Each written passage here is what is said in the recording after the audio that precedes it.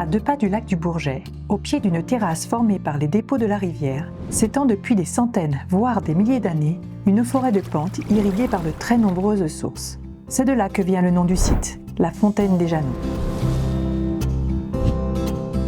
Elle abrite une riche biodiversité, aulnes, prêles, fougères, écrevisses à pattes blanches, et tant d'autres espèces y ont élu domicile.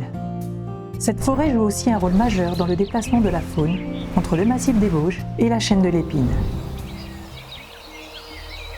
Dans les années 30, les hommes commencent à extraire des matériaux de la colline et tracent une route d'accès à travers la forêt. Les arbres sont abattus.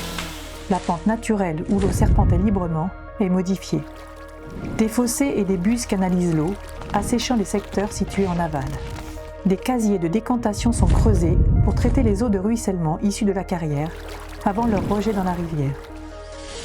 Pendant plus de 70 ans, cette route voit défiler de nombreux camions, contribuant à l'introduction progressive de plantes invasives. Buddleia, renouée du Japon, balsamine de l'Himalaya et verge d'or. Avec l'arrêt de l'activité de la carrière dans les années 2000, la nature reprend peu à peu ses droits. Les mousses et les ronces envahissent la chaussée, les fossés se colmatent, les plantes invasives se développent et la route se dégrade petit à petit. Depuis 2008, le Conservatoire d'espaces naturels de Savoie et la commune de La Motte-Servolex achètent progressivement les parcelles du site. C'est dans ce contexte qu'est lancé un vaste projet de renaturation visant à rétablir le fonctionnement hydraulique du site et à permettre à nouveau l'extension d'un boisement humide. La première phase des travaux a eu lieu entre septembre et novembre 2024. Avant toute intervention, les équipes naturalistes et techniques du conservatoire réalisent des relevés sur le terrain afin de bien identifier les espèces et les milieux sensibles et de définir le plus finement possible les travaux à réaliser.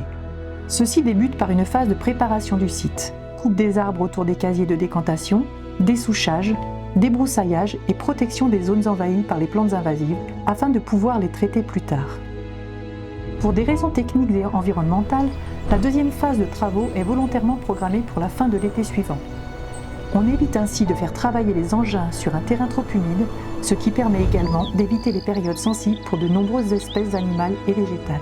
Démarrent alors les opérations de grande envergure. La route est décapée, son soubassement de remblai est retiré, ainsi que les bus d'évacuation d'eau. En lieu et place de la route, une nouvelle pente est modelée. Au plus près de ce que devait être la pente originelle, elle permet de restaurer les écoulements d'eau vers le bas de la zone humide et la laisse. Le merlon séparant les casiers de décantation de la zone humide est abaissé, permettant une surverse de l'eau des bassins en plusieurs points vers les boisements situés en aval.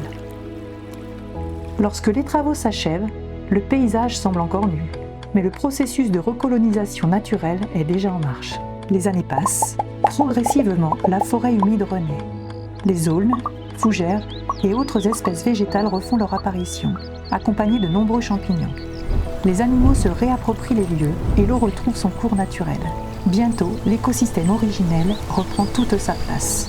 La forêt humide retrouve peu à peu son équilibre d'antan.